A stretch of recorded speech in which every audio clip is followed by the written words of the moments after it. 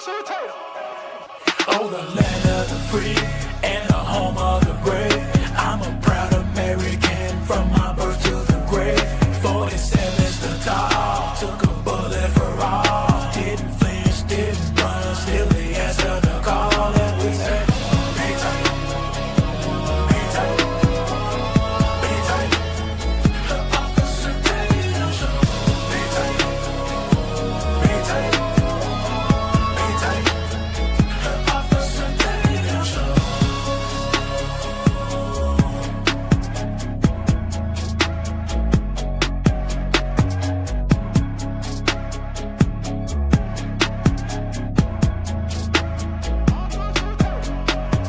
Oh, the land of the free and the home of the brave. I'm a proud American from my birth to the grave.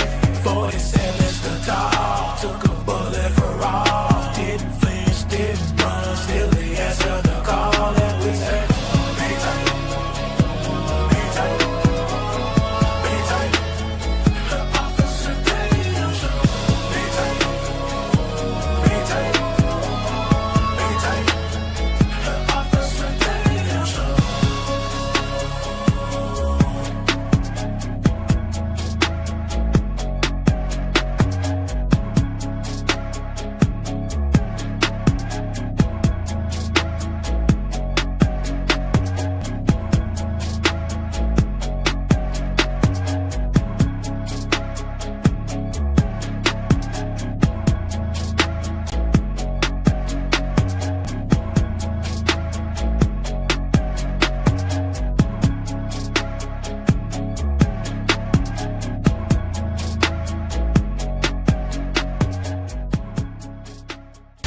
If you don't believe that we are in a fight today, you're sleeping under a rock. If you get hit and you lay down and you cry and you fold up in the corner, definitely you will not win the fight. We show up to win. Our culture needs a lot of you young people in here to step up and stand out. There is nothing or no principality, power, division, devil can stop us when we're united. They can only get you when you're divided. When I see the American flag, I see us progressing to something that can be awesome and great. And if you don't plan on winning big, you might as well go on today.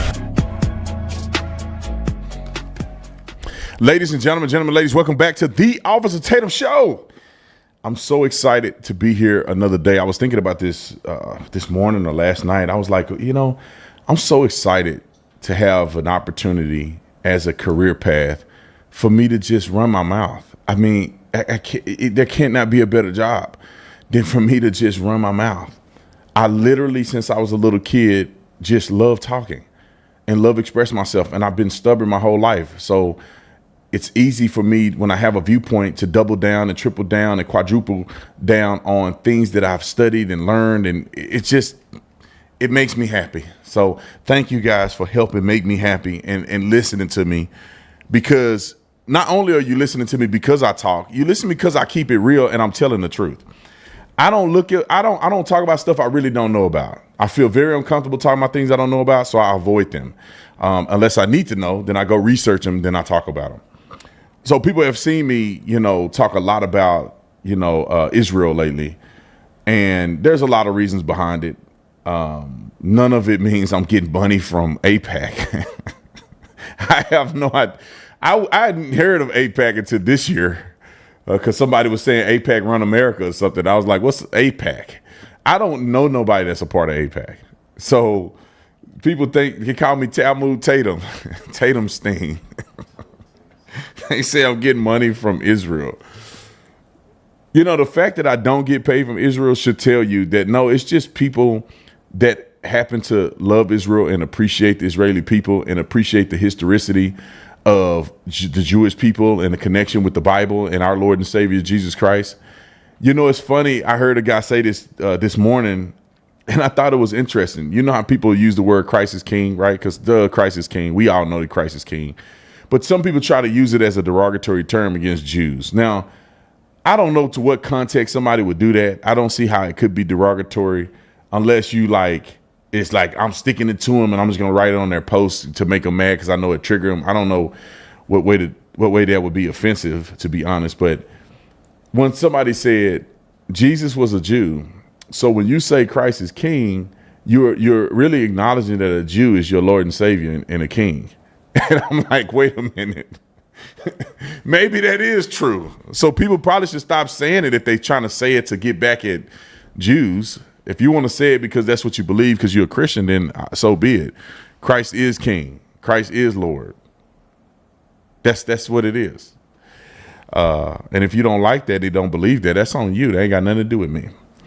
I just can throw it out there. All right, let's get to some news real quick. And make sure you go to tatumstore.com and synergylife.com. I wish I could merge the two, but they're two different companies. So synergylife.com is where you get all the good supplements. Nick told me that T4 Synergy Daytime actually kept him alive while he was golfing his brains out this weekend instead of being at work editing videos for me. He was golfing and doing his own thing because the world revolves around him. No, I'm just playing. He had a good time. He was caddying for one of his family members, and I bet that's probably the greatest experience ever. Right, yeah. Caddy? Yeah. Caddy. So I bet that's the greatest experience ever, right? You know, caddying, and you love golf, and you get a chance to golf. And he was in California somewhere where the weather is always nice and beautiful, you know, overlooking and jumping over and going through communism to get to a beautiful spot to golf is worth it. So he had a good time. I'm just giving him a hard time. But he did say the daytime drink kept him alive and going, all that golfing he was doing. So give it a try. Tatum Life, or TatumLife.com is the website. All right. Let's go to this article. I'm trying not to say nothing mean about this woman, but I think that the young fella here said it best. He said it better than anybody else could have said about Lizzo. And then what she does after he said, she doubles down and makes what he said correct. Somebody explain to me why Lizzo would make a video, put him in the video, and then try to compare herself to Sydney Sweeney. You gonna compare yourself to one of the hottest chicks in America, if that's what you into, to Big Mama, who's sloppier than the mud. She actually losing weight lately, but she's still fat and sloppy. Can I just say that? I'm not trying to be mean, but you trying to make fun of the girl, and she in shape, and you fat and sloppy. Anyway, roll the film. We are over this woke agenda. We're over the Lizzos. We're over the Dylan Mulvaney's. If this was a 300-pound non-binary person, they would be applauding her. Hold on. Just so y'all didn't know, that's C.J. Pearson. He's a young guy. He's been doing this since he was like 10, I think. I just seen him on Fox when he was 10. So C.J. Pearson, go follow him, go support him. Now watch Lizzo, big old self. Look like she got a bed sheet on. Roll the clip. Yeah, fuck out of my face. Ho, give me some space. It's way too hot up in here. I'm sweating out of my lace. Don't need no bottle service. We pulled up with our drinks. I think I need to advise them of the language. Yeah. I'm sorry, y'all. Let's go back. I want y'all to see it all the way through. Start from the beginning. C.J. Pearson. Started from the beginning. I'm sorry, y'all. I wasn't thinking. Viewers' discretion is advised. So if you don't want to hear no cussing, or if your kids in front of the screen, tell them to look away. Their eyes will thank them for the rest of their lives. Unfortunately, you as an adult, you may have to suffer through it, but it's crazy language. And the reason why I feel that I need to keep the language in, because I want you to see how disgusting what she's saying is. Because the blurred, when they go beep, beep, beep, you don't hear how disgusting these people really is. But roll the clip. We are over this woke agenda. We're over the Lizzos. We're over the Dylan Mulvaney's. If this was a 300-pound non-binary person, they would be applauding her. Yeah, fuck out of my face. Ho, give me some space. It's way too hot up in here. I'm sweating out of my lace. No, you Don't fat. need That's no why you bottle sweating. service. We pulled up with our drinks. Trunk full of that Ace. Trunk full of that Henny. If we ain't got no Waffle House, we pulling up to the Denny's.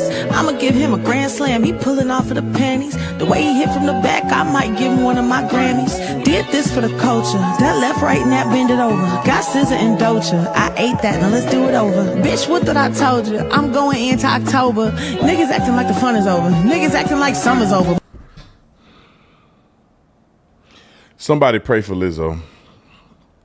She too fat to go to hell. But I'm just kidding. I'm not trying to make fun of fat people, all right? I'm just making fun of her because she is nasty. You know, and this is the thing that I was talking about the other day is the embarrassing of black people. Can I just make a statement? Black people are not all like Lizzo. Black people are not sexualized as much like Lizzo. That's not the average black person. I hope to God it's not. That's sexualized and wonder why black people get a bad rap. Because Sydney Sweeney had a very classy advertisement. I don't like it as much because it's a little sexual, but it's still more classy, right? She's not talking about somebody hitting it from the back. She's not using the N-word and talking about drinking Henny. She had a regular commercial, read a short script that said, my jeans, I got good jeans or something like that. A play on words. Lizzo is literally buttoned up, look like a garbage bag over the top of her stomach. And she's talking sexual, using the N-word, talking about somebody hitting her from the back and the left and the right. That she'll give somebody hit it so they can get her a Grammy. How does that connect? How are you somehow making a point when you just nasty? But let's go to the other clip because we had a couple more clips about this. Let's go to other liberals reacting to Sydney Sweeney. And I'm sure at this point everybody has seen that advertisement. And they even got her up if you go to what's that company called? American Eagle. You go shop at American Eagle, you'll see her advertisement up here. But you know the funny thing is you'll rarely find good-looking women arguing about Sydney Sweeney's jeans. You always find these little fat weirdos that's sloppy, fat, and partially retarded. And I'm not trying to make the retard name a bad name. I'm just telling you what it really is. These people are silly, and they should be ashamed of themselves. And to be honest, they hate themselves. That's why they can't, you know, I don't want to say they can't accept or feel some type of support for women who are beautiful or who are doing well in life or who don't capitulate to their BS. Roll the clip. The Sydney Sweeney ad, have you seen it? Oh, yes, I have. What are your thoughts? Trying to calm myself, but that would, Sydney Sweeney has good really? Like, the eugenics in that, it's dripping with it, and I'm like, no. When you saw it, what did you think of? Eugenics. I mean, I thought, you know, it was disgusting. I think it's just showing what kind of country we're turning into. Because it's white supremacy at the end of the day. That's what this ad is representing. I didn't see it, but I have heard quite a bit about it, and a lot saying that it's slighted towards like eugenics and comparing the blue jeans to blue jeans, blue blood, white hair, or not white hair, but like blonde hair, blue eyes, and there's been a lot of comparison to that. I think it's absolutely unacceptable. Yeah, that's not a good look. Stop, hold on. I was joking, kinda, when I said it's a bunch of fat, ugly liberals that. Is every girl fat and ugly that they're going to interview? The last one's a little more, but she. The last one is a little more reasonable. She has like an alternative. She's okay, we'll see. Because God, I was just joking, but is this real? Maybe it's more real than what we believe. I was kind of in jest. I was saying this, but like every girl that she's interviewed is fugly. They're fugly, and the ugly person, that brain ugly too. I mean, ugly ain't just on the outside. Some people have an ugly attitude. Some people have an ugly brain. And your brain is ugly when you too silly to put two and two together. Eugenics, her genes. I'm so sick of this stuff. Let me just point this out, and then we're going to finish the clip. I promise you. The only people that think that this is eugenics talk, the only people that feel that this is offensive are people that think that the white, blonde-haired, blue-eyed gene is superior. Nobody takes offense to it because nobody believes that someone would have the audacity to try to say, my genes are better because I have blonde hair and blue eyes. I don't think no rational person think that that was the message behind that advertisement. And let's be honest. Who's shopping at American Eagle but white people? I mean, I had never heard of American Eagle. Nobody but white people shop at American Eagle. So that'd be a fitting ad for a white girl to talk about what white people want to shop at, where white people want to shop at. That's like, y'all probably don't remember because a lot of y'all ain't black, but FUBU. Nick, you know what FUBU is? I never heard of it. See, I know white people don't know what FUBU is. It was a black brand that was massively popular in the black community, and it was FUBU, mean for us, by us. I forgot about that brand. You talking about racism? It's a clothing line called For Us By Us, and that was FUBU. And everybody used to wear the FUBU in the day back in the day. Some of y'all know. I got some brothers on here. I got some brothers and sisters on here. FUBU, For Us By Us. That's like a FUBU model being white. No, they're gonna have a black person on a FUBU ad because it's black people's stuff. And then you expect a white girl to be a non-binary. What are y'all talking about? Then the fat, ugly ones are the only ones mad at her because they wish their genes were like that. Well, if you didn't eat like a slob and you was being weird, maybe you wouldn't be so big and ugly. Roll the clip. Yeah, I mean, she's blonde hair, blue-eyed, white woman, very cute, and a lot of the things she's been doing online have been a little bit questionable. It seems that she's definitely been, pandering to a certain group of men online. I've seen parts of it, not the whole thing. I understand why people are offended. Whatever the intentions were, the impact is very problematic. It's not acceptable. Time out. The impact is problematic is stupid. If you look at the stock market, their market value went up probably double. So what impact are you saying? Most of the people who are regular, normal human beings are like, that wasn't a big deal. Oh, I love that ad. Oh, Sydney Sweeney, I like her and I like her jeans. I'm going to go buy those jeans. You only need a couple million women to think those jeans look cute on her, and now they in the store trying to buy the jeans. It had a negative impact only to ignorant folk like y'all, sitting on the corner with a sign of Jeffrey Epstein and Donald Trump in the background, just trying to come up with a reason to be upset about living in the greatest country on planet Earth. Roll the clip. To begin with, so. Yeah. And I've been seeing a lot of people online being like, okay, well, if we ran the same ad with a black woman, it would be interpreted differently. What are your thoughts on that? My thoughts on that is that, a black woman probably wouldn't use the same inflection, and, they didn't do that. So, they can say what ifs all they want, but the fact of the matter is they used a white woman to send a very specific message. What about you? I definitely think if it were a black woman, it would send a different message, specifically because that's the world that we've created, that we've grown up in. And so by specifically using a white person, it completely disregards everything that we've spent the last centuries working towards. And so that just it rubs us the wrong way. A company like American Eagle, not surprised. And I think any, thinly veiled, whatever they're trying to put out is not very thinly veiled at all, and people can see through it. And so hopefully with enough outrage, companies will be afraid to put those types of messaging out. I get both sides of the argument. Like, she's talking about like actual genes, but then I get the other side saying like, oh, but like this could be like a play on words for like something else.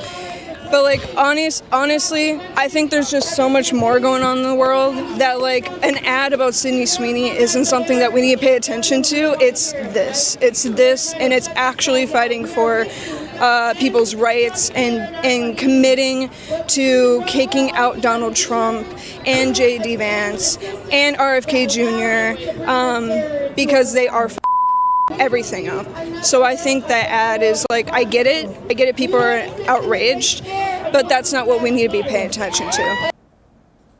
So they all were weirdos. And I don't know if their ideology makes them turn into weirdos, or they're weirdos, that's why they have the ideology. I don't know which one came first. But they're criticizing a girl, and all of them are fugly. And then they're saying, well, we shouldn't worry about Sydney Sweeney. We should focus on more issues. And I'm like, what issues is she going to talk about? None of the issues she's talking about makes any sense whatsoever. We should get rid of Donald Trump because they're messing everything up. What are y'all talking about, bro? What are y'all talking about? We got one more clip. Jesse Waters' clip, roll that clip. They've called a blonde-haired, blue-eyed actress a Nazi for a week. And this is a Madison Avenue campaign thing that they've done since the 80s, the play on words with jeans. They've done it with brown-eyed girls, blacks, and blondes. And so Trump, who is in the culture because he watches TV all the time, seizes on this, champions this great American clothing company, and the Democrats lose another culture war battle. They are winless in the culture war over the last couple of years. They're like, Dana, the Cleveland Browns they're the worst. Politics. And so my question is, why are Democrats so obsessed with Nazis? Everything is Nazis. So when I hear someone has good genes, I think hot parents. I don't think Hitler. They think Hitler all the time. And the CEO is Jewish. He's not thinking Hitler. He's thinking sex sells because he's smart and the stock's up 20%. Now, every girl wants to look like her and every guy wants to look at her. And the Democrats think, wait a second, why don't we call her a Nazi and boycott the company? They spent $20 million on how to get men back. Just stop doing that. Whatever you're doing, just stop doing it. And you know how this ends? She's going to marry Barron. And it's going to create the greatest political dynasty in American history. God. You know, I think it's funny. I like that he said that and made light of it. But it's kind of true. It's like, and I try to teach people this, or try to at least I want to advise you on this. Let me just say that. Let me slow down a little bit. I don't want this to come off wrong. I want to advise people to not go down the rabbit hole of conspiracy theories all the time, right? It's a conspiracy that they had some, I just want to say malicious reasons for them to have the gene comparison. But that's a rabbit hole in a conspiracy theory, because you find out that the owner is a Jew. So it's more than likely that's not their play on words. They're not trying to advocate for the blonde hair, blue eye to be. Now, if it was a Jewish person that was in the ad, and it was a Jewish person that owned the company, and he said my genes are better, hey, maybe he's making a Jew connection. But it's highly unlikely that somehow they trying to push white supremacy. I don't know what planet these people think they live on, or they live on. I don't get it. Like, you can't sell white supremacy in America. Who are you selling it to? White people that are smart ain't even thinking about nothing stupid like that. In America, white people work with black people. It ain't like you go anywhere in America, you just don't see black people. Maybe if you live in Montana or something, I don't know. But in a majority of the high populated areas in this country where most people live, you see black people. You work with black people. You got to eat with black people. You got black friends. You went to college with black people. You serve in the military with black people. They act like the average person is a racist against black people. It's not true. The average black person is not a racist against white people, man. People just living their life. They're out here just living their life. Taking their kids to school, going to back to school shopping, working on their job, just trying to make, some money and investing in this and buying a new car and celebrating a birthday. Most people are just living their life. People ain't thinking about race like that. I ain't never in my life, I have ever been anywhere where I have experienced overt racism.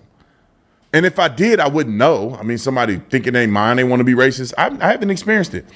I've never had a white person tell me I'm not invited, I'm not welcome somewhere.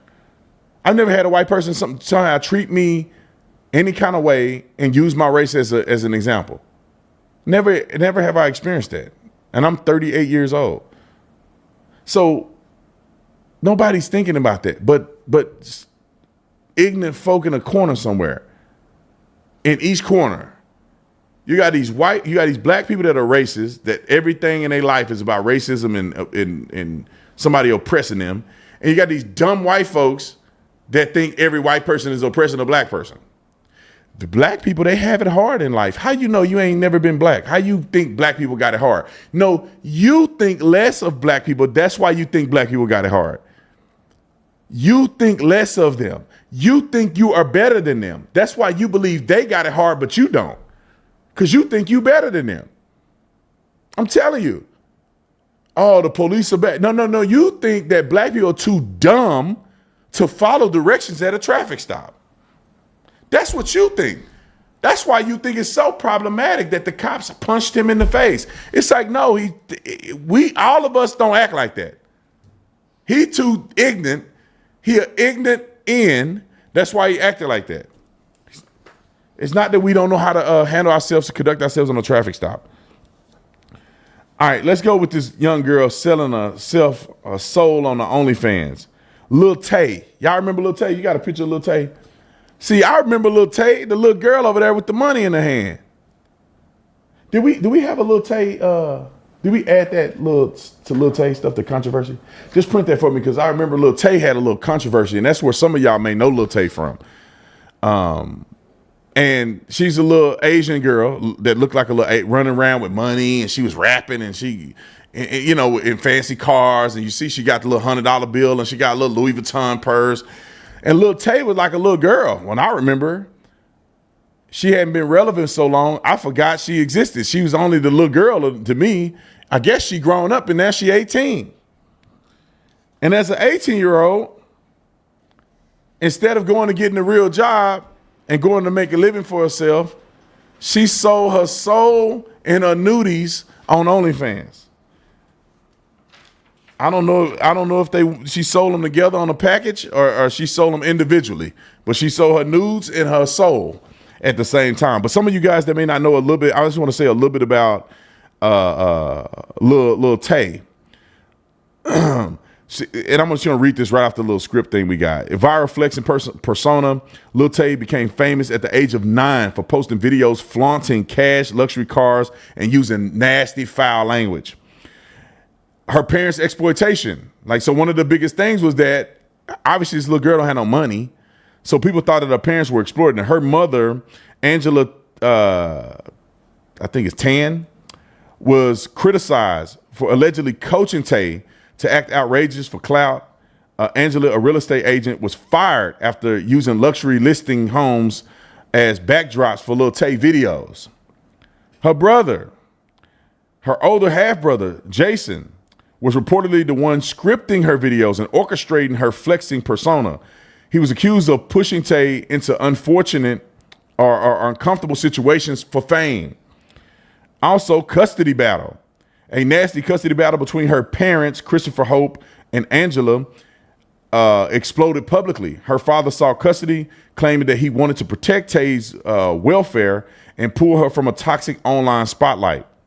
Her disappearance, which became controversial. After the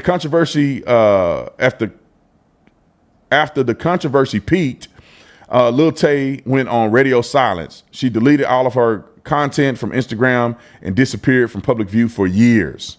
And in 2013, if you guys remember, they were trying to say she faked her death. But Lil Tay claimed that somebody hacked her account and reported that she had passed away and whatever, so she didn't have access to it, so it appeared that she had been gone forever. But yet and still, Lil Tay came back because of the idea of flaunting and making money, and she started the OnlyFans. And this is her bragging to us peasants who are out here working and doing something honorable to make $1, because she's just gonna go on OnlyFans and show her woo-ha and make $1 million in 30 minutes. Roll the clip. You already know what the going on. We just broke the link record with the youngest link of the century. $1 million in a couple hours. I'm still the youngest one doing it. For all the grown-ass haters who've been hating since I was 9 years old, Look at me now. What y'all got to say? Y'all been doubting me for 7 years. You can hate on me all you want. You can't say Lil Tay ain't winning. So for everybody out there, do whatever the you want with your life. Who gives a fuck what people have to say? And remember this, Lil Tay rich and finna get richer. Oh yeah, and thank you to all my supporters who have pre-ordered since 2018 or whenever you did. So I guess they pre-order nudies, meaning that they order them until she turned 18. Now, I've had my fair share of being broke, and I've had my fair share of making a good amount of money, and none of that makes me feel as if I need to compromise my soul to get there. Like, I don't know how you brag because you have to do something to get the money. It's not like you work for it. It's not like you invented something creative. You literally have to put your Wahoo online to sell the $1 million you're talking about. That means the world can see your stuff or whatever you're doing on the thing. I don't know if she having sex on there or not. I don't know what she's doing on there, but she's doing something that people paying money for. How is that a good feeling on the inside that everything out there is online? Lil Tay gonna want to get married one day and have a husband and family, but ain't nobody really want to be with you, Lil Tay, because everybody done seen it all. Why? Like, I don't get it. Like, yeah, you made $1 million. What state Lil Tay live in? She probably live in California. Lil Tay, you finna pay 50% of that money to the government. So now you left with $500,000. Lil Tay, $500,000 ain't gonna take you far. You gonna buy a house, Lil Tay? Okay, your $500 just went to $200. If you put $300,000 down on a $1 million house because you think you're gonna keep making this money, and then Lil Tay, what happened when your little bones dry up? What happened when you ain't cute no more and you broke? Lil Tay, and the nudes are already on the internet. I don't understand how women don't well, I do understand. I'm not stupid. I do understand. If you could show a little something that you show for free, they be sexting these little boys on the frat boys. She might well sext online and make $1 million. So I see why they want to do it, because they've been giving that away for free all this time. But at the end of the day, when you kind of tired of it, do you really want your stuff to be out there? Let me tell you this story real quick about this one girl that got saved. I don't know if y'all know. Charlie Kirk talked about her. I've seen her on a lot of programs. She got saved after being an OnlyFans model. Well, God can forgive you. People ain't gonna let that go, because I guarantee you that stuff don't go off the internet. So you can quit OnlyFans, you can get saved, but somebody got a video, a picture, a thumbnail or something, or you up under a man or something. Somebody doing something nasty with you. It's on the internet. And I don't care how saved you are, it ain't gonna stop the internet. And so young people, don't think you can live your life where you just gonna cut up and one day you're gonna get saved. Because there are some things you do in life that you will never come back from on this side. God can forgive you of anything, but there's consequences on this side that some you cannot repair from. Like if you diddling kids, like this next article I'm gonna talk about.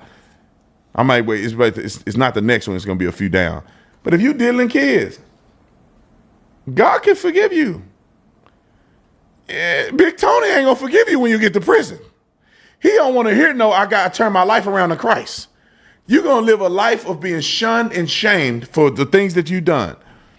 And I know that's an extreme example, but you young people, don't get on the internet doing nasty stuff, because you're gonna want to be somebody's wife one day. And a man may really love you till you see another man on top of you on the internet. And I hope that he ain't looking at it intentionally, but you never know. Somebody may send it to him because they hating on him. And they want him to know that his girl was up on another man on tape. And also, I tell my son this, bro, don't be sending nasty stuff to girls and be nudies. And we got a phone that's blocked, so he can't do, but the kids will find a way around anything if they really want it. And I say, don't put your stuff out there. Don't be sending nudes. That girl get mad at you, because I'm gonna tell you what happened. Now I'm not gonna put my son's business out there. Well, I'll say this: he had a little girl that he liked, and she liked him. And I told her, you got to be careful because these girls, they get mad at you and then they try to mess you up. They'll mess you over. Good thing my son ain't doing nothing crazy with the girl, but you know, what does she do? He didn't want to be with her because he finna move away and he ain't trying to be in no relationship with this girl. She go call his mama. Did you know that he was hanging out with me at this time, all this stuff, trying to get the boy in trouble? I said, did your daddy tell you or did he tell you? You gotta watch out. They be your friends until you don't do what they want you to do. And these women can become your enemies. They will ruin your life. And so you sending little nudes to these, not my son didn't do it, but for all the other people, and I tell him the same thing. You send a little nudies to these girls, and the moment you don't want to be with her, she'll put your nudes on the internet. She'll send them to your mama. Y'all know how crazy women get when they mad, when they scorned? They say it's nothing like a woman scorned. When they get scorned, they will to no end. Women don't know how to stop. Men will, not all men and not all women. Y'all know what I'm saying. But I feel like men will logically say, okay, that's enough. I'm actually got better things to do with my life than to do this. Because this and this don't make sense for where I'm going. Women their emotions are there. So where you're going, where they been, where they trying to go don't mean nothing because they still hurt. Women be getting mad at a girl and still mad at her from the 3rd grade. And they 70 now and she's still mad from what that girl did in 3rd grade.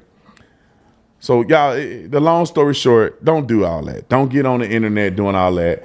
And yeah, you seen her make a lot of money, but it's what is a gain of the profit, the world and lose your soul. I think that's the most wise thing that anybody can ever take into account.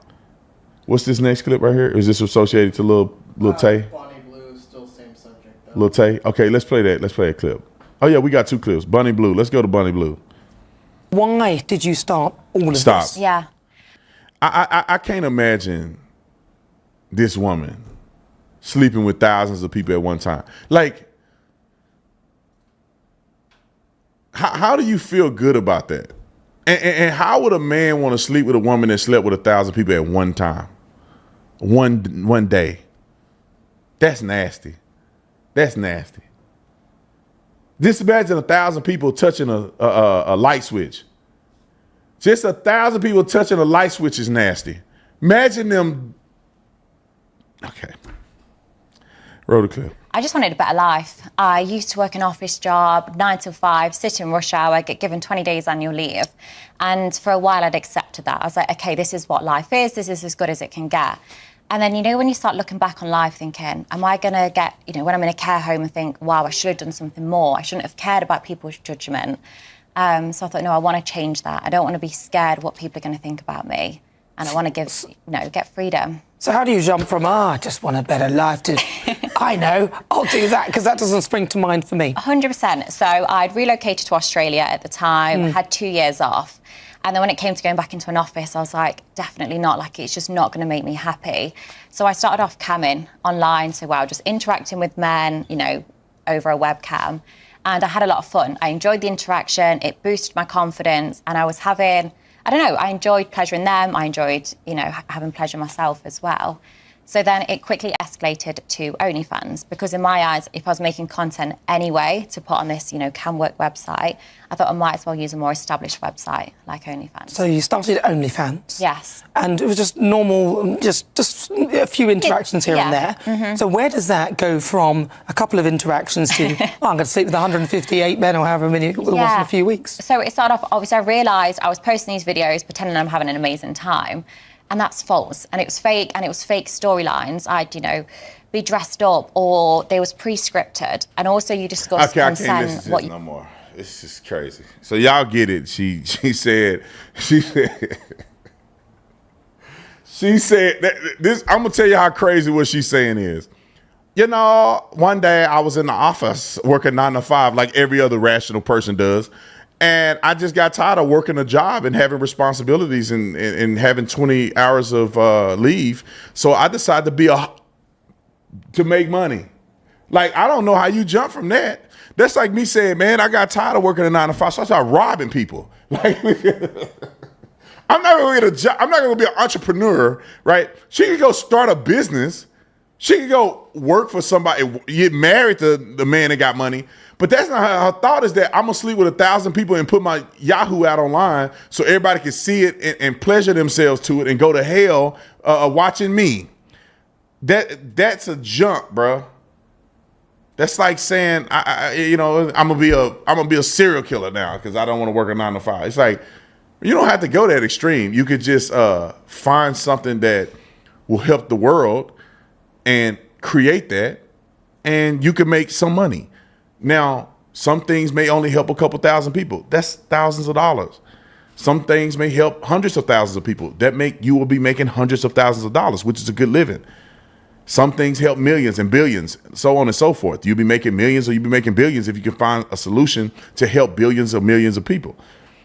That's kind of the first thing that you should be thinking, not I'm going to go sell my soul online, because that's not a good retirement plan, to be honest. I don't think OnlyFans has a retirement. And if you're dumb enough to do OnlyFans, you're not smart enough to manage your money. All right, we got one more. Is it another one? It's more of a guy critiquing, but All right, yeah, I'm done. Thank you. Let's go to the next one. Elizabeth Warren backs Mamdani. Now, I got a young girl that I had listened to earlier that gave a pretty well thought out synopsis of Mamdani. I'm going to play her synopsis, and then we're going to talk about Elizabeth Warren's endorsement, because I want you guys to understand and share this with a friend of the type of person that Elizabeth Warren is endorsing. Like, I think this is important to understand. Roll the clip. I am here at Fox's headquarters about to steal some of their hairspray, sorry. But I am going to talk about Zohran Mamdani because I just finished reading all 16,000 of his tweets. It's every tweet he's ever posted. It took me about a day for every year, except for 2020, which was crazy, and took me probably like 2.5 days. And I wanted to do that because ever since winning the Democratic primary, he has something to lose. He's definitely been doing fewer media appearances. He has been meeting with members of the business community, even though he's an avowed socialist. So I wanted to go through his archive of everything he's ever posted to try and understand, like, what does he actually stand for? Is he as radical as some of his critics claim that he is? And my takeaway is yes. Yeah. Okay, I thought I had lipstick on my teeth. Despite the fact that he comes from a wealthy family, he seems to think that any wealth that is obtained is inherently immoral and has been obtained through theft of the working class. So he has this one tweet where he says, taxation isn't theft, capitalism is.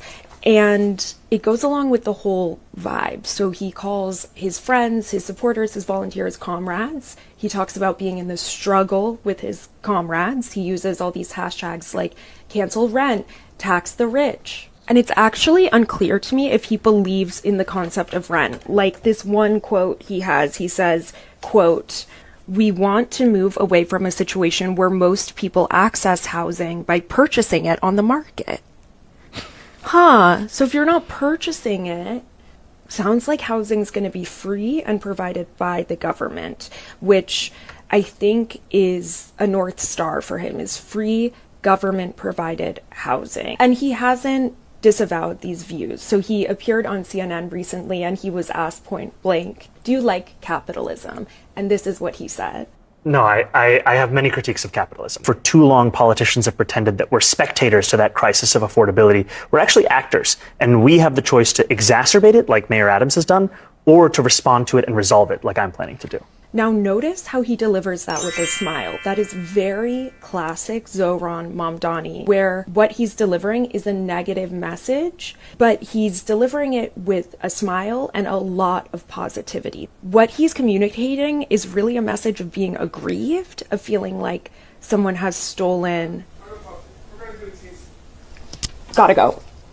Read my story! So I thought that was real cute of her doing this, and I thought it was very informative. It's not even scratching the surface of Mamdani, but we're going to get to Elizabeth Warren and what she said, but just process this for a minute. This boy, dad is rich. I would argue he's rich. He has to be making hundreds of thousands of dollars a year as a professor, and he's been a professor. He had been a professor for, I don't know, 20 some years. The guy was a career professional, probably making over $1 million. His mama's net worth, when I looked it up last, was like 22 million. Like, it's funny, the trust fund kids and the kids that never worked for nothing are the ones that hate capitalism, as their parents are the ones who have made money and given them a lifestyle through capitalism. It's just bizarre to me that people have the audacity. But let's go to Elizabeth Warren. Roll it. When someone stands up and says, I will lead this city by making it more affordable, and here are my plans, real plans, plans to deliver on childcare, plans to deliver on housing, plans to deliver, we're going to experiment, we're going to try things on groceries. That is the Democratic. So this woman says he has plans to deliver on housing plans.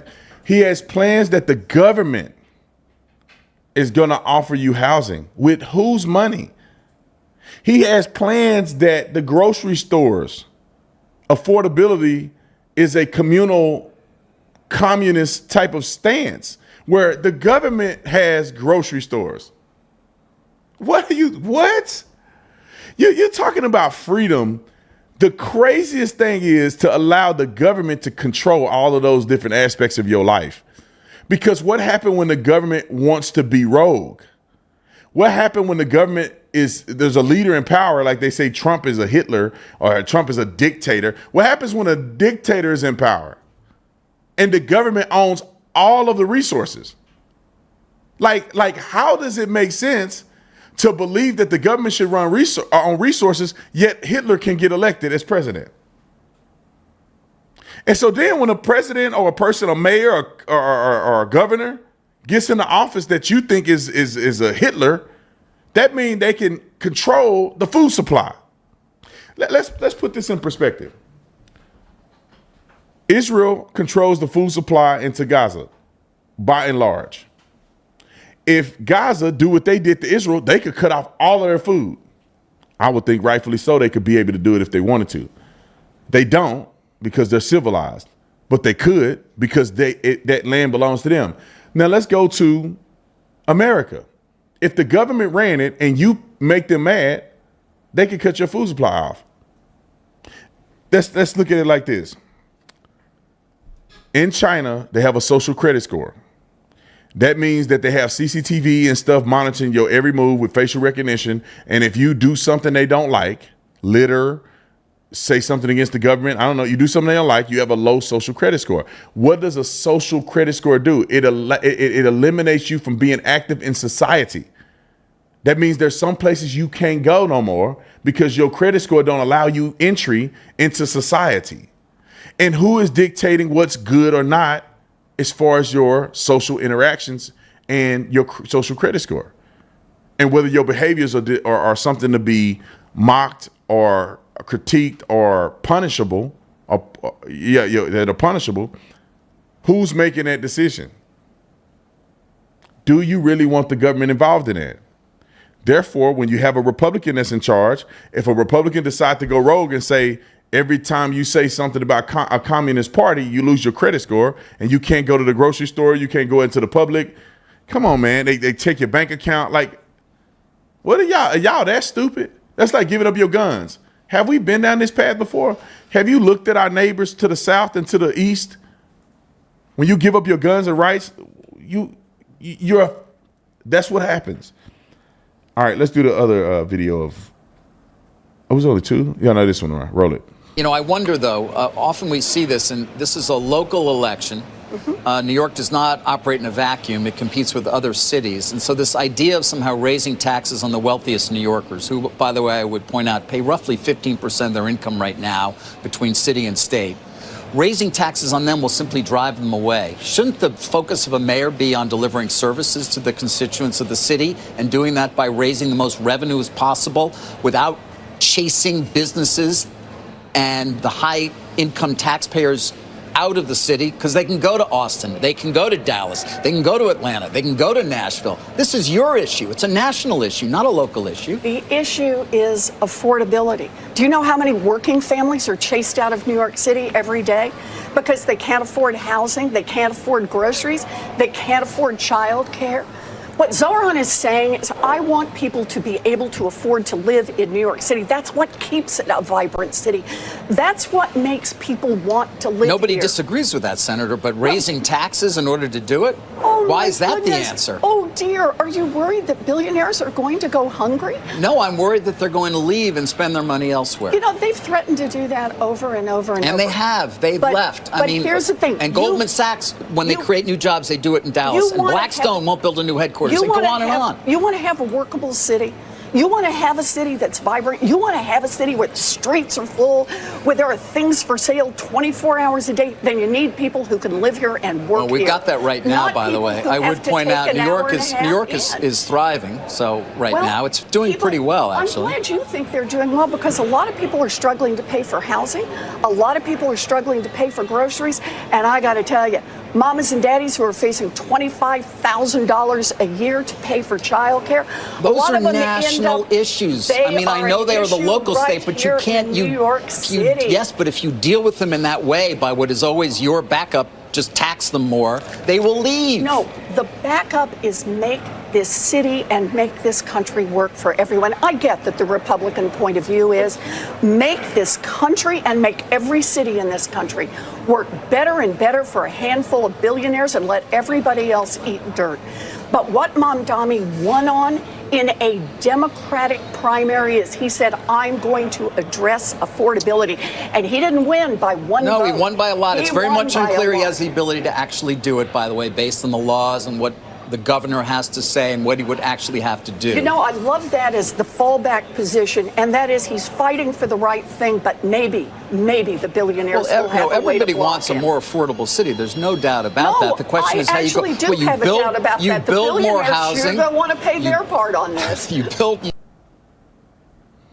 I would never, for the life of me, understand why people attack billionaires. It's crazy to me because it seems like these people think that billionaires just are billionaires for the sake of having money in the bank. I guess they think they got the money in the bank and that they don't employ people.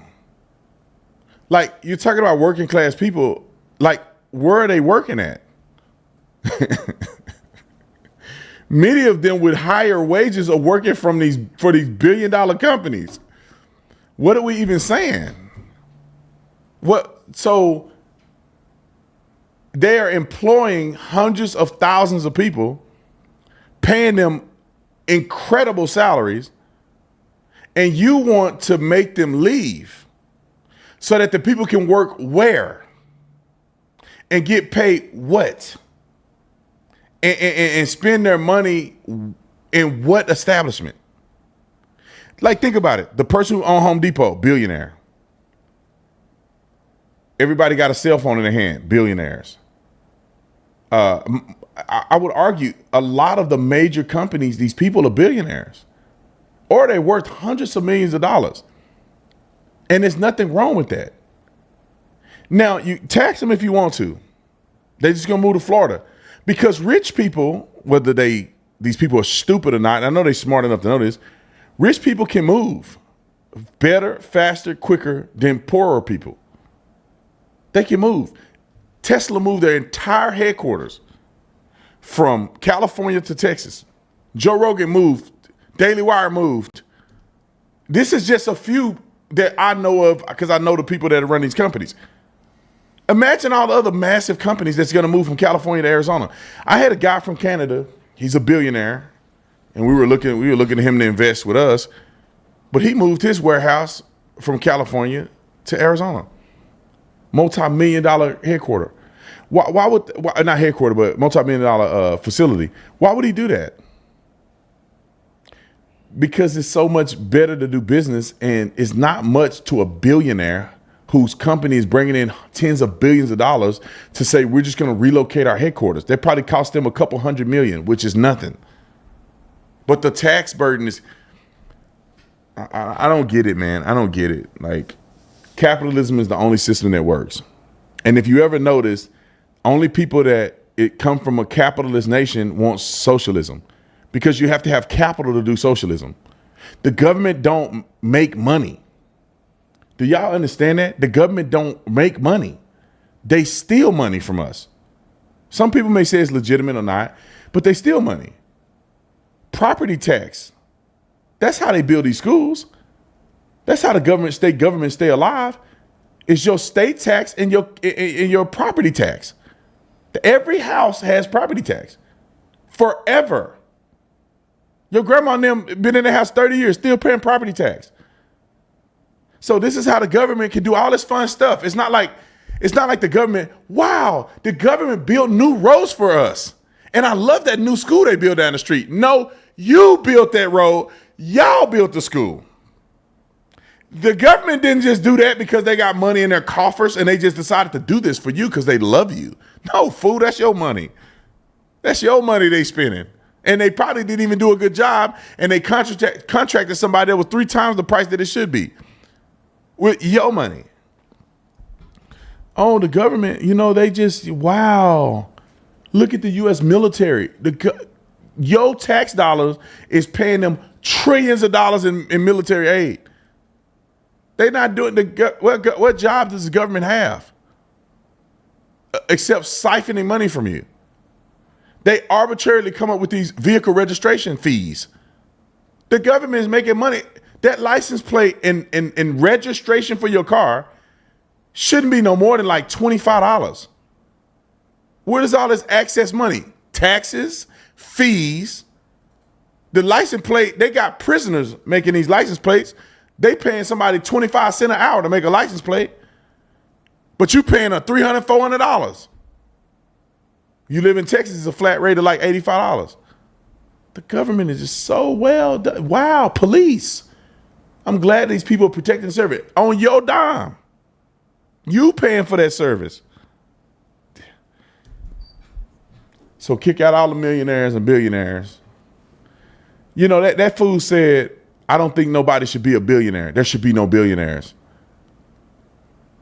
Like, there should be no billionaires. He's saying it on a network that's owned by a billionaire. How do you get your voice out, Mom Donnie? Billionaires. How do you raise money? People that got money. Oh, Lord Jesus of Nazareth. Do they get it, y'all? Or are they just intentionally being stupid? I'll never understand. What, like, really? Y'all really think that's the thing? People raising millions of dollars for Mom Donnie. How do they do it? Bunch of wealthy people who got wealthy under capitalism. The Republican Party is the party of rich people. Beyonce is a billionaire, and she did a concert to get y'all elected. What are y'all talking about? Some of the richest people in the world are Democrats. Fundamentally rich off capitalism. Bill Gates. Bill Gates is one of the richest men. He was one of the richest men in the world. Democrat. Elon Musk was a Democrat. I don't see support from Amazon's leader, what's his name, Jeff Bezos, to the Republican Party. Jeff Bezos is a billionaire. Mark Zuckerberg was a Democrat billionaire. What are we saying, bruh? Y'all didn't say nothing about the support from Meta. You said nothing about support from Amazon. Y'all say nothing about the support from these major companies. They're operating on capitalism. Okay. All right, we got 2 more stories and then I'm gonna get up out of here. This pastor that got caught trying to deal. Now let me say this. I'm calling him a pastor because that's what the papers say. But he's really not a pastor, especially not of the Lord Jesus. Because you see the man that's in that doorway, that's his partner. So y'all silly.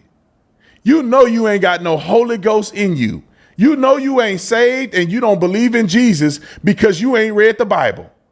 Because how you gonna be a pastor with a husband? Now, if you're a woman You shouldn't be a pastor, in my opinion. You're not a pastor. Let me say this. This is my take. Take it how you want it. I don't enforce the law. I'm not finna change your church's dynamic. You can still go to your church and still consider your favorite pastor to be a pastor. I don't personally believe that women are pastors. Men are pastors. There's a hierarchy in the kingdom as far as how it's governed and how it is run.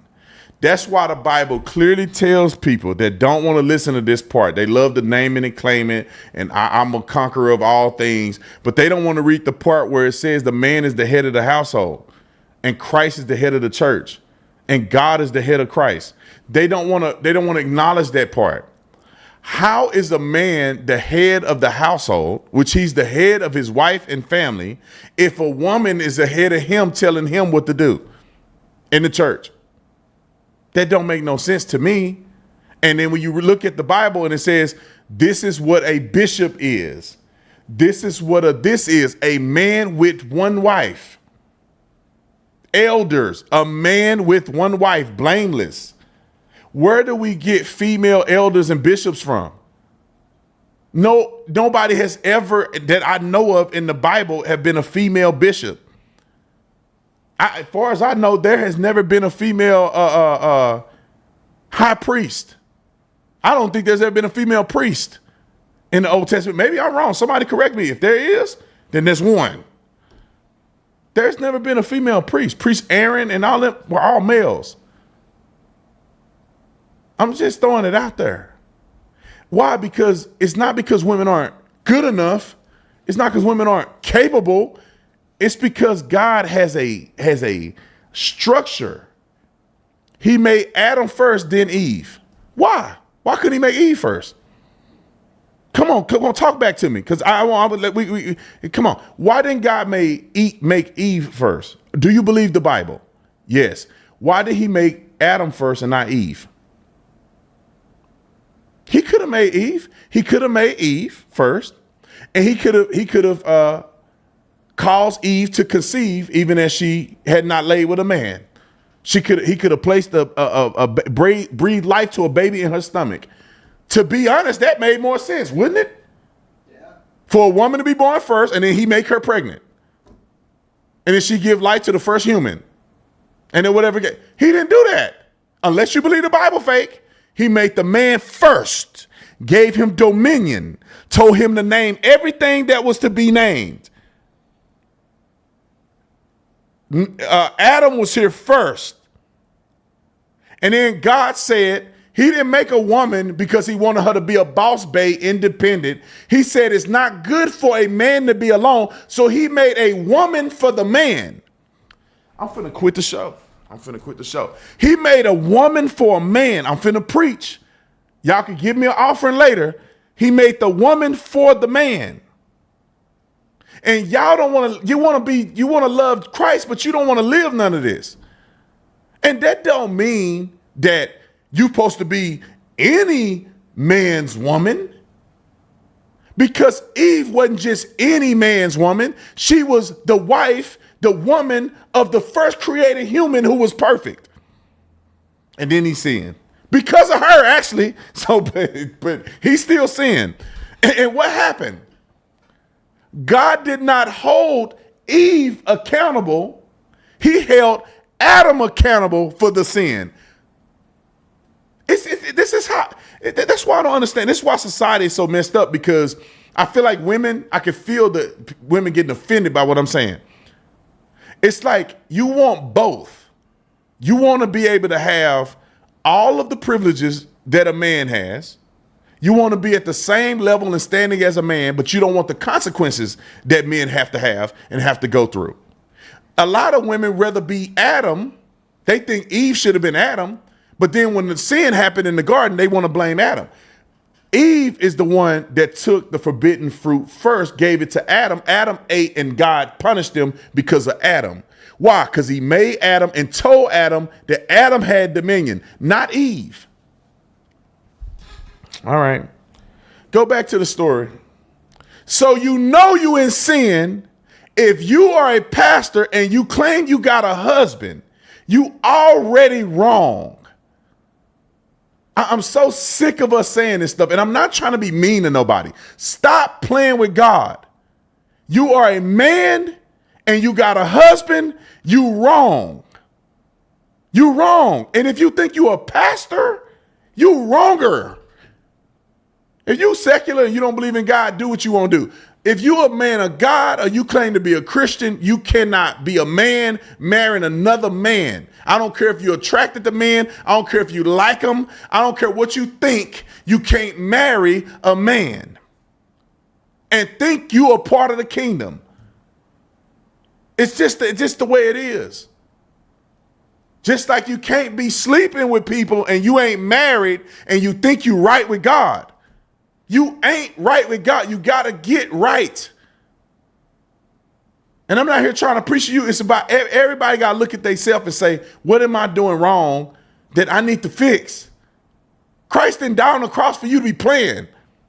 Some of y'all think he did. He died on the cross for you to have a Mercedes Benz and run around shaking your booty online. And if you ain't a Christian, then you could do you, boo. But if you claiming the name of the Lord Jesus Christ and you think you can shake your booty online and you can cuss and act a fool all day long, you doing it all day long. You ain't doing nothing but sinning.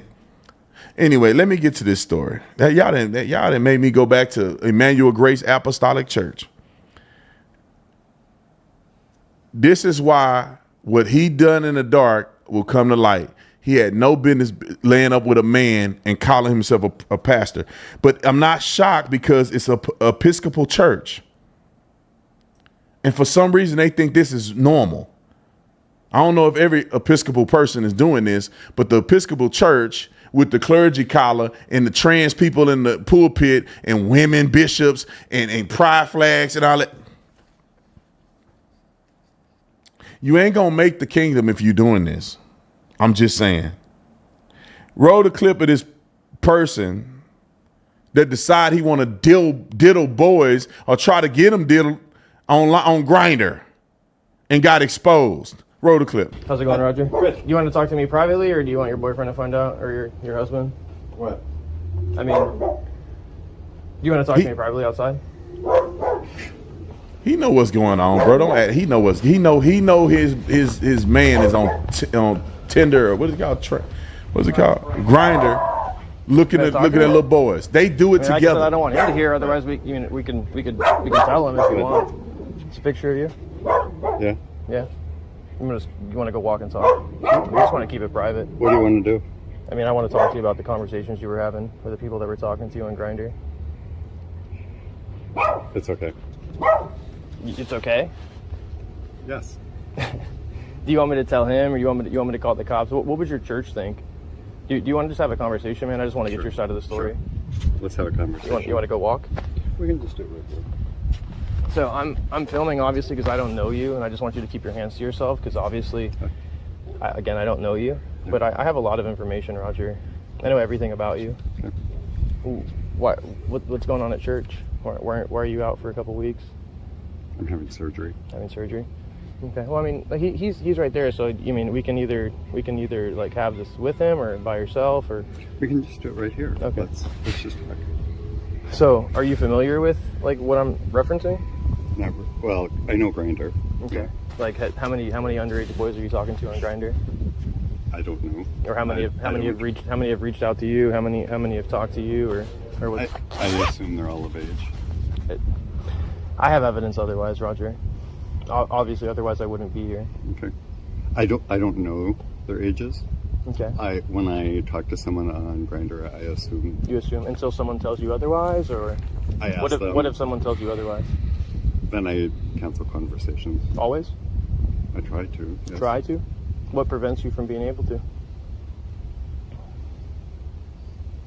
Because, like I said, man, I wouldn't be here, obviously, if I didn't have the information and evidence of showing otherwise. All right, so he go on to get mad and run in the house, and is it still going? Yeah, it froze for a second. Oh, it's a little freeze. Keep going, because he gets mad and all that stuff. Roll it.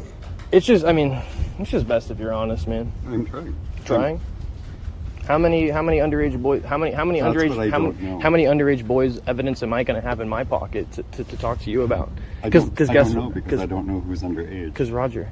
So they say they're 18. Roger, look. And Because if somebody came to me with that exact same question. Are you recording? Don't touch Don't. me. I just said you keep your hands to yourself. Don't. Don't record. Okay. Well, I'll just like I said, do you want me to call the cops or do you want me to go to the? I'll just go to the church. That's cool. I'll just go to SDSU and talk to them about the 14 and 15-year-old boy. It's up to you, man. I'm not here soliciting. I don't know anything. Hold on, see that? Hold on. Now you see the man in the doorway. He can hear this. It ain't like they whispering. He don't react to this at all. The 14, 15-year-old. So what does that mean? That means that both of them. I think that there was private conversations that this older guy had that he didn't include his boyfriend on. And he didn't want him to know about that. But I think they both be diddling boys on that, or they mess with men. They do it together. Roll it. Why do I have pictures and conversations of such? I don't know their ages. You don't know their ages? Okay. No. Oh, let me show you otherwise. Is your daddy calling you in? Because, like I said, I can just call the cops here if you want, or we can just have a simple conversation. We'll be quick, man. Just want to talk. Do you want to have a conversation about this, or do you just want me to call the cops? I'm recording because you just did exactly what I told you not to do. I'm recording because I can record you, and I'm recording because you're a pedophile. So, okay, I'll just go to the church, Roger. It's cool. Hey, I'll see you in 2 weeks at the church, and I'll be handing out the exact chat logs of all of the kids you were talking to at church. You dumb piece of God dang. They escalated quickly. Well, I don't blame the guy for being upset because these are the people that you're supposed to trust. Like, here's the thing. I get people make mistakes, bro.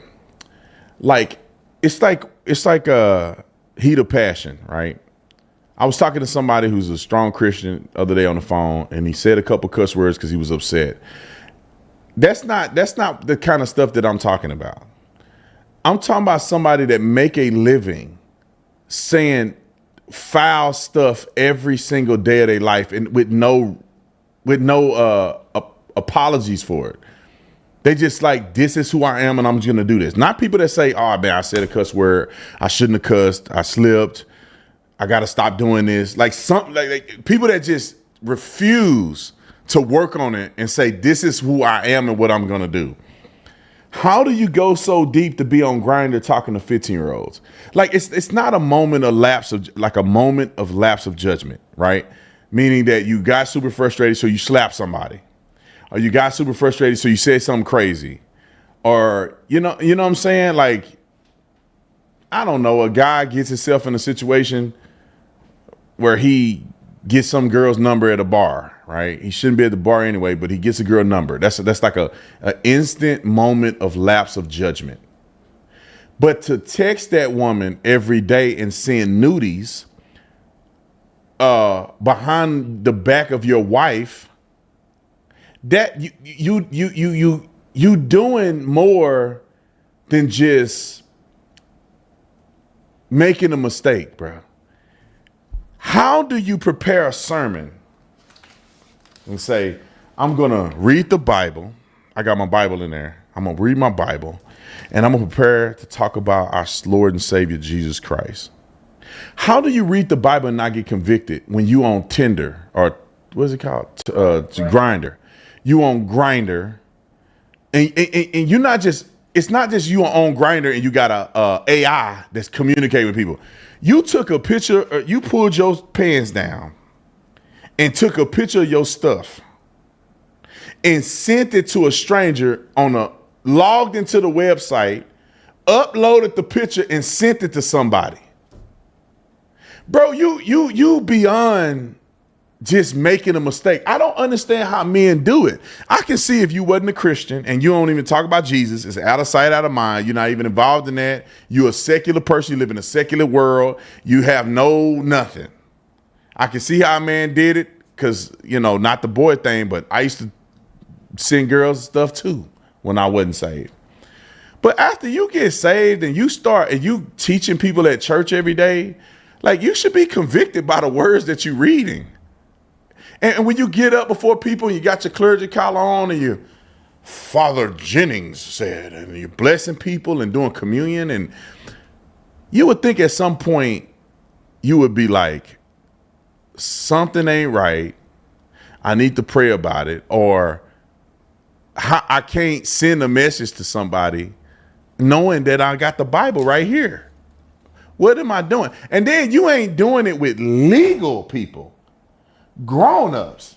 You gotta fit. You trying to go to prison too? I don't know what kind of church you in that you can go that far as a pastor. This is what I think. I think some people don't really have a connection, although they're pastors. I'm not even a pastor, man, and I feel convicted not to do a lot of stuff, right? I could be walking down the street, girl got big booty Latina.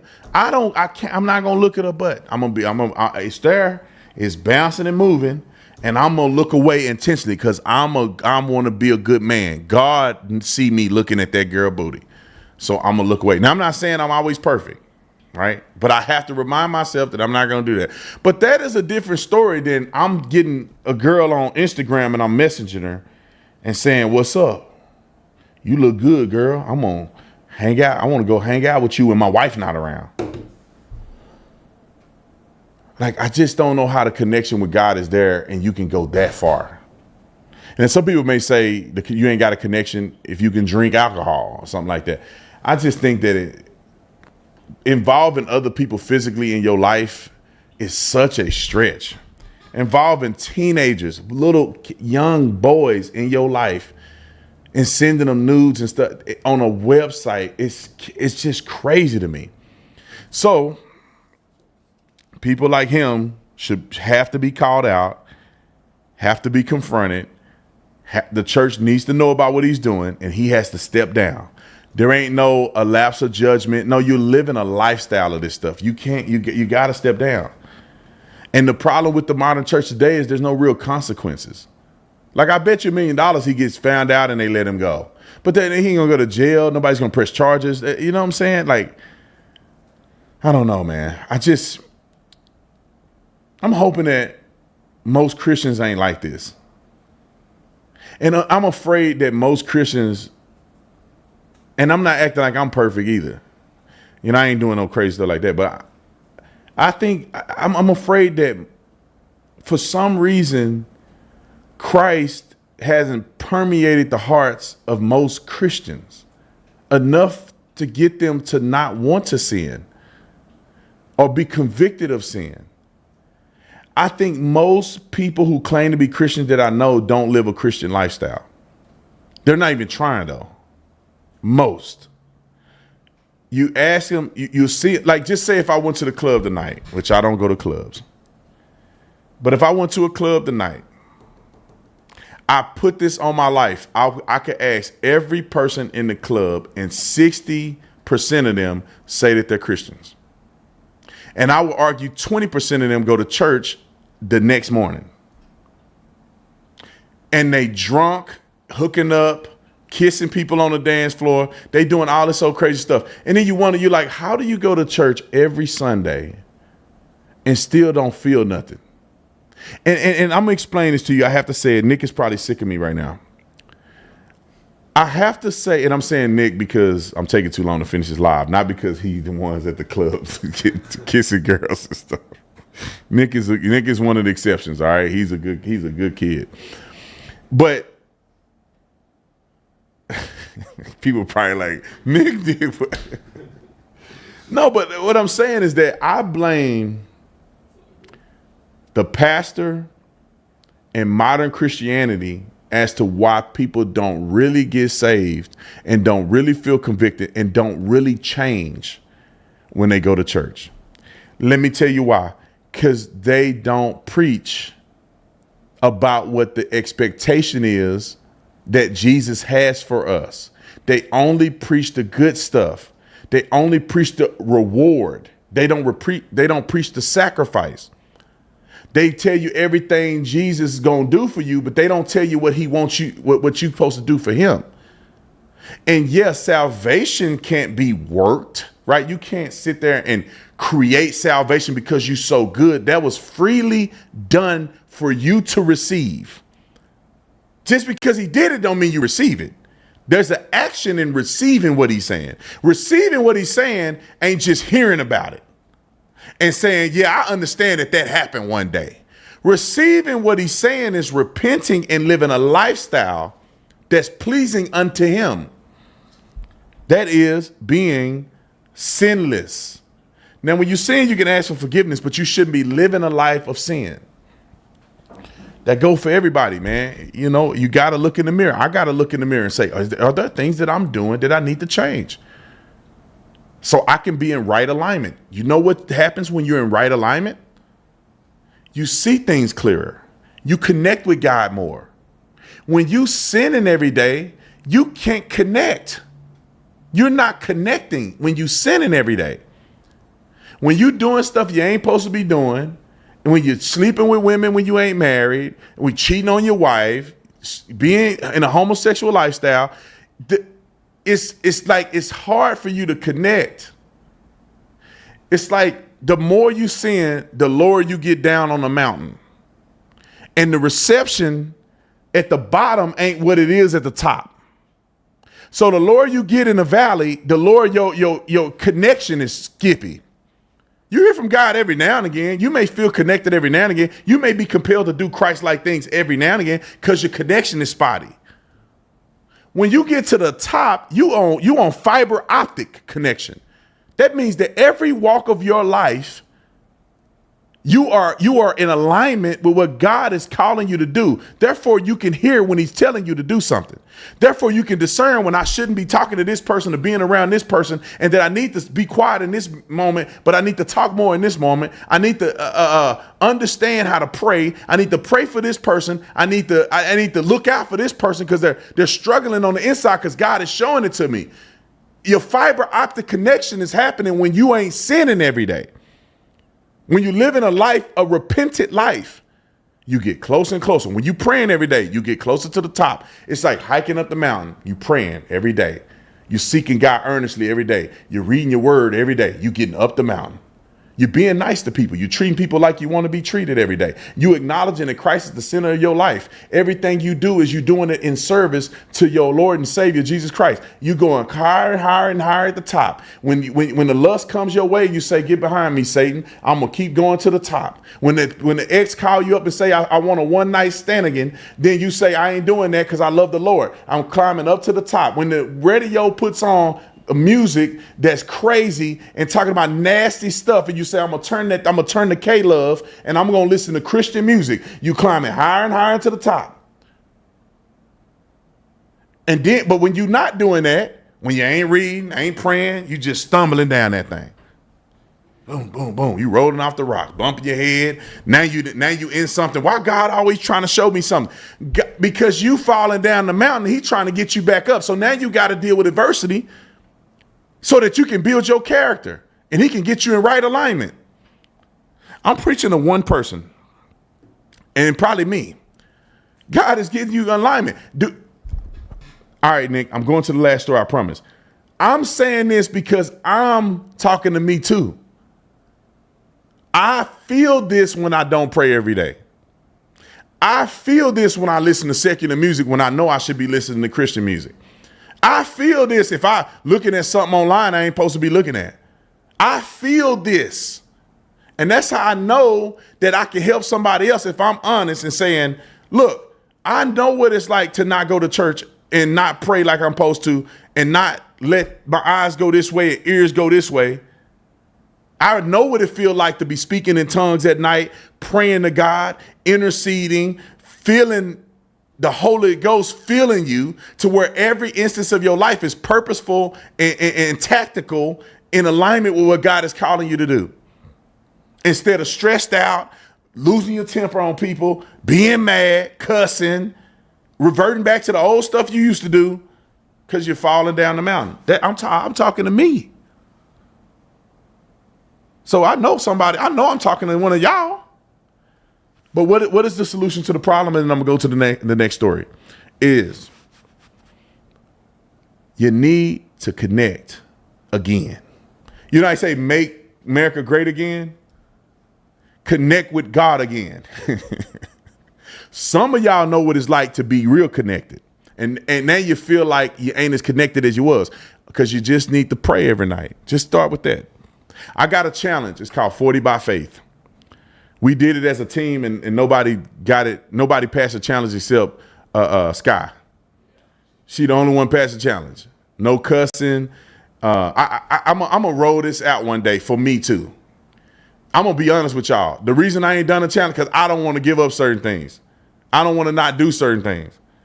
I don't want to be, you know what I'm saying? A part of me don't want to be held accountable for certain things. Because in the challenge, you got to work out every day, 45 minutes at least a day. You got to make sure you drink a gallon of water. It's kind of almost like 75 hard, but it's like a Christian version of it that I made. So I piggybacked off the 75 hard. The things that I know that 75 hard do and work, I piggyback off of it and made some Christian stuff to it. So I'm just giving you a prelim. I eliminated some stuff. I added some stuff, but I'm just giving you the synopsis. You could probably do it yourself. You don't need me. But you work out 45 minutes a day. That could be walking or exercising physically at the gym. Just 45 minutes, not twice a day, but just once a day. You have to be on a meal plan, meaning that you have to be eating some type of a diet. That means not fast food, not going out and eat. You can have fast food in your regimen if that's what you do. You do it on the Friday night, but you need to be on some type of meal plan. Read your Bible every day. And I think I had like, you read one verse a day, or maybe I said a chapter a day. You pray twice a day or meditate, meaning you can do both, and meditating on the Lord, not meditating on yoga and Buddha and them. No cussing. You have to watch church or physically go to church once a week. And then every Monday you do something for somebody else. I could be leaving out stuff, right? I may be leaving out some stuff, but it's something similar to that. And what I noticed is I tried to put together everything I know to build it. Oh, you can only listen to Christian music for 40 days. It's only 40 days. So everywhere you go, you listen to Christian music. You can't listen to rap, country. You just listen to the word of God in music every day for 40 days. Make sure you're drinking water. Make sure you're working out, because that's a part, eating a good diet, because that's a part of your physical temple. And then you got to be reading your Bible and praying, and then serving other people is a part of that. And I think that's it. I was able to do the water. I was able to work out, I think. But I cussed a few times. I remember Nick, we were penalizing people. Was that you, Nick, that got penalized? It was like $5. This was another one. We were giving $5 for every time. It was $1 every time you cussed. Like it might be 5. No, it wasn't that Steve. I think it was $1 every time you cussed. Yeah. Maybe it was $5. We had a little plan around the warehouse today. If you said a cuss word, you had to pay $5, I think, a cuss word or something like that. And I think Nick racked up $300 in 3 seconds because he cussed, because he was mad about the fact that he cussed and he had to pay money. So he said something like, I don't know what you said. Just say you said the F word, which I don't think it was that. Yeah, I don't think it was that. Maybe it was the S word. Yeah. Sugar, honey, iced tea. So he said, sugar, honey, iced tea. And then somebody called and said, look, he go, boop, boop, boop, boop. Boop. I'm like, you cussing, and you cussed that you was cussing about cussing. And then the more he said it, the more he got angry about it, because there was more money stacking up. I think we would consider DAMN the bad word too. The D word was the bad word. Y'all know that. Yeah. Like the Hoover Dam was the bad word. Yeah. HE hockey sticks. Sugar, honey, iced tea. F-bomb was definitely a bad cuss word. But we were incorporating everything that could be a cuss word. You know what I'm saying? Like if you were in front of Jesus, would you say this? Okay, you wouldn't. It's a cuss word. And so anyway, we had fun with that. Who racked up the most in one day? Was it you that one time? Yeah, I think it was me. Was it? Because I know there's a few other people that are like hitting a few of them.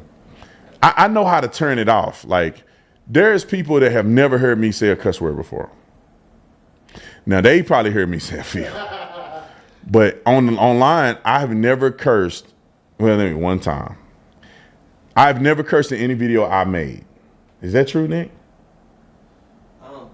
I have never said a cuss word on my social media in 3,000 videos. I don't think so. As long as you don't consider the R word. Oh, the R word? No, that's not a cuss word. I don't cut them. So I've never said a cuss word, but have I ever cussed? The answer is yes. Do I cuss often? Well, it depends. I don't often cuss, but I do say stuff when I get mad or somebody make me mad. I may say something and I feel bad about it. But y'all ain't never heard me. I never cursed a single day in my life when I was a police officer on duty. Never said a cuss word one time. So I know how to turn it off. And the reason is because I know it don't sound right and I shouldn't be doing it anyway. So it's kind of easy for me to be like, I don't need to use these words. But that's one thing I need to work on is that offline, I got to stop saying stuff. But there's some people that never heard me cuss. Now, I have cussed online before. And I shouldn't say it because I don't want new people that follow me to look it up. It was a long time ago, man. I got into it with somebody. And the hood came out of me, man. The old Tatum he was dead. He woke up and started cussing and flipping out. And the dude deserved it, but I shouldn't have gave it to him, right? I mean, I wanted to fight. You know what I mean? I would have fought if we were in person. But that was, I repent for that. And yeah, and then people hate me, put it online and they put it everywhere. But the gangster came out and I didn't want him to wake up no more. I thought he was dead. I guess he had one more in him. Mother. So, but anyway. All right, one more video and I'm gonna let you guys go. Somebody gave $100 super chat. Yeah, you want me to pull it up now? No, just pop it on the screen. Just pop it up and let me know what it says. Somebody said exactly. They are just drinking the socialist Kool-Aid. They have no, I guess that's clue, no plan, no knowledge. They have a master's degree in ignorance and stupidity. Harley, thank you for the $100 super chat. I want to keep popped it up on the screen. We'll do it at the end. Let me finish this real quick. But Harley, I see you. Thank you so much. I appreciate the $100 super chat. Let's talk about this Jasmine Crockett, and then I'm done. Okay. No, matter of fact, let me save Jasmine Crockett for tomorrow. I'll save Jasmine Crockett for tomorrow because I did a lot of ranting. I should do it today. You sure? Yeah. Nick told me I need to talk about it in the comment section. Let me know if I talk. Put 1 if y'all want to hear me talk about Jasmine Crockett. Push 2 if you want me to shut the front door and get off the live stream to tomorrow. Let's see. I'm nervous. 1 mean you want me to talk about Jasmine Crockett. 2 mean, Brandon, I'm sick of it. Get off the live stream. We sick of you. Oh, we're getting 1s. I haven't seen a single 2. There's 1s. All right, hey, you wanted me to do it. So don't get mad if I'm on here too long. All right, Jasmine Crockett, welcome to the show. Jasmine Crockett is a nut job. And people are saying that she admitted to theft in the election. I'm going to play the clip and then I'm going to tell you what I think about it. Roll the clip. There was a benefit to shining a light on what it was that they were trying to do in the dark in Texas. So unfortunately, we've seen our numbers fall now that they have these voter restrictions in place. But I do think it's important for us to have the conversation. They talk All right, stop. a lot of noise. That was the clip that they used. Clearly, I don't think she was intentionally saying that they discovered the fraud that the Democrats were doing. What she was saying was that it was fraud that the Republicans had done by making our election secure. And I think what people are saying with that is wait a minute, let me go back because I thought I interpreted right, but now that I think about it, I think she did admit that they were cheating in the election. Think about this for a minute. I just thought I had it. And now listening to it again, wait a minute. Listen to what she said. Go back and play what she said. And I think that she admitted to it overtly, not directly. Roll the clip. There was a benefit to shining a light on what it was that they were trying to do in the dark in Texas. So unfortunately, we've seen our numbers fall now that they have these voter restrictions in place. But I do think it's important for us to have the conversation. They talk. Okay. Now, it wasn't what she said they did. It was if they put in voter restrictions and your numbers have gone down. What does that mean? Our numbers have gone down since they implemented voter restriction. Voter restrictions on what? ID. You have to have an identification. So if you have to have an identification and every Democrat is legally voting in an election, how do your numbers come down? Unless people were illegally voting in the election. So the Republicans making restrictions by making sure people have certain credentials to vote that should be lawful around the entire, or whatever else that made voting illegally done before, they've shored up and secured voting and you're losing votes. That means y'all must have been doing something wrong. There you go. I thought they were saying directly what she said. It's the fact that she pretty much admitted that they put restrictions in place and they're losing votes. You shouldn't lose votes, sweetheart, if they put restrictions in place that only legal voters can actually go to the voter roll and vote. We know what it is. Now, she probably have a rebuttal for that, but I think she is called a Freudian slip. Or she's such a hypocrite she don't realize she exposed something. Now, here's the highlight tape of the rest of the stupid stuff she say. Roll the clip. A lot of noise, but these guys are weak. That's why they're over here trying to bully people. Bullies are always weak. The difference is they expect Democrats to kind of be the nice guys that we are. They expect us to take the punch and say thank you. Well, I am here to tell you not only are we going to punch back, but we about to beat you down. We're going to win. It's so I'm going to professional. tell you why we're going to win. And I'm sorry, but instead, we are not only going to punch you back, but we are going to knock you out. So I fully anticipate that we are going to take control of the United States House because that is what the American people want. And that is why Donald Trump and his regime is so afraid. Yeah, I think she had an Ivy League education or something like that. Yeah, Harvard. She went to Harvard. That's why they said they ain't want us to hit her. We gonna knock you out. You went to Harvard. They didn't teach you basic decorum in Harvard. I mean, I'm sure everybody at Harvard don't talk like that. You acting like you ghetto, and you went to a private school that was like $20,000 a year. How much? Maybe she didn't go to Harvard. Where she went? Somebody in the chat know. Did she go to Harvard? I think she went to a prestigious college. University of Houston Law Center, Thurgood Marshall School of Law. People are saying Harvard. People are saying Harvard in the chat. No, she may not have gone to Harvard. Did they say she went to Harvard? No. Maybe I'm thinking the fact that she went to a law school. She went to Thurgood Marshall, which is a pretty prestigious school. Thurgood Marshall? Yeah. Law school? Yeah, University of Houston. University of Houston Law School? That's a pretty good school, too. So maybe she didn't have an Ivy League education. That's probably why she's stupid. No, I'm just playing. I think she's just putting on a persona to be ghetto. What? Because let me tell y'all something. She probably, you see her hair, go bring her back on the screen. White lady hair. She ain't got sister girl hair. She got her hair pressed down to the side with a perm on it. So she got the white girl look. And I guarantee you, I'm almost my life, that Jasmine Crockett didn't used to sound like this. I bet you she was very articulate, but she thinks she got to be ghetto to represent black people. She want to represent black people in her district. So she got to talk stupid because that's what she think about the people that vote for her. That they'll like her more if she ghetto versus if she's articulate because then she's trying to be white. I can almost put it on everything. Jasmine Crockett don't sound like that. Or didn't. Now she does. All right, let's play some more clips because I got more. Y'all asked me for it. You put one on the thing, so I got a couple more clips. Roll the clip. Which one is this? Let's do the ones where she was acting. She was saying Trump was a Hitler or something. Or Timu Hitler. All right, roll the clip. For everyone that's been asking, where are the Democrats? Well, here they are. For everyone that's been asking, where is the fight? Well, here it is. But let me tell you something. Don't leave them out on the ledge by themselves. They need to know that you, the American people, stand with them because they are standing for you. There's so many people that they will never meet, but they understand the importance of making sure that they have a voice when it comes to their government. They understand the importance of standing for what democracy is and making sure that it does not fall by the wayside.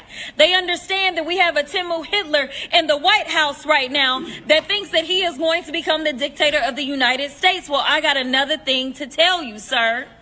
The Democrats, no matter whether we're talking about these Texas House Democrats, or whether we're talking about the governor from Illinois, the governor from California, or whether we're talking about New York, or I can go through the states and it's not just the governors. It is the state houses. It is the state senators. It is those congressional delegations that are saying, do what you gotta do and I will fight and I will win and I will earn my seat back to the people's house in DC. I am here to tell you that time is up for playing in our faces.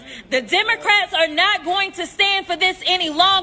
We know that we are standing for the people. And so long as we stand for the people, I absolutely believe the people are going to stand for us. What's their obsession with Hitler, though? He has not been the only dictator.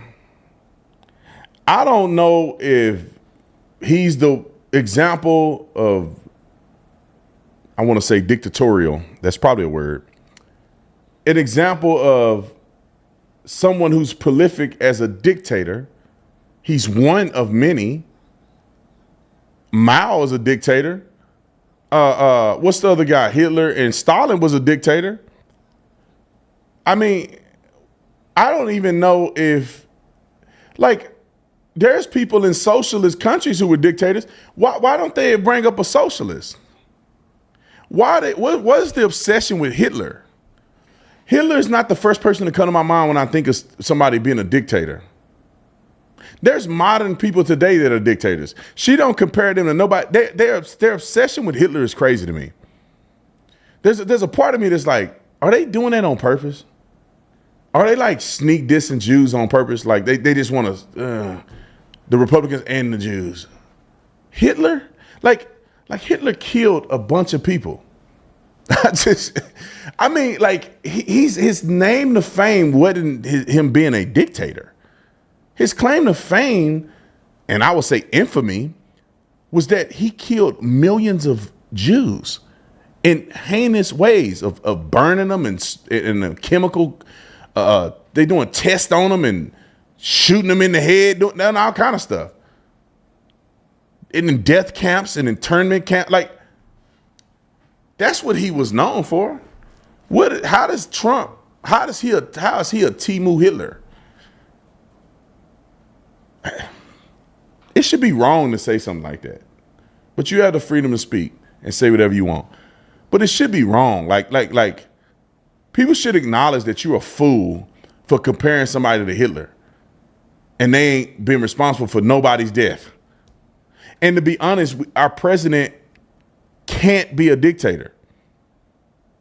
What can they be a dictator in what arena? They can't make laws. They can't write laws. They have executive authority, but also courts can shoot down their executive authority.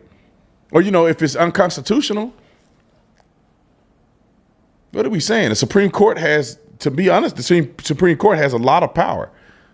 Most of the power is supposed to be in Congress, to be honest. Congress, war approval, all kind of things that congressional members are supposed to come together to decide. That's the biggest body of representatives in the entire government, as far as the branches of government. And they have the most power. They even have the power to give themselves term limits.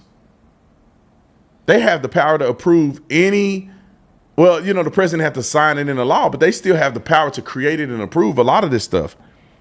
They can order people to hearings. And the president is a dictator in this woman's eyes.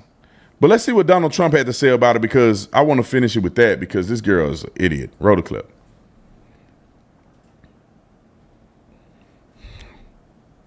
Roll it. And I won the election in a landslide.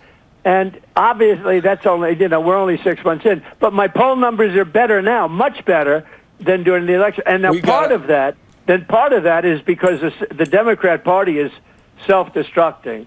I mean, when you have low IQ people like Crockett, I wonder if she's in a relationship to the late, great Davy Crockett, who was a great gentleman. I wonder if she's got any relationship to Davy Crockett, the great old Davy Crockett. But you have this woman Crockett. She's a very low IQ person.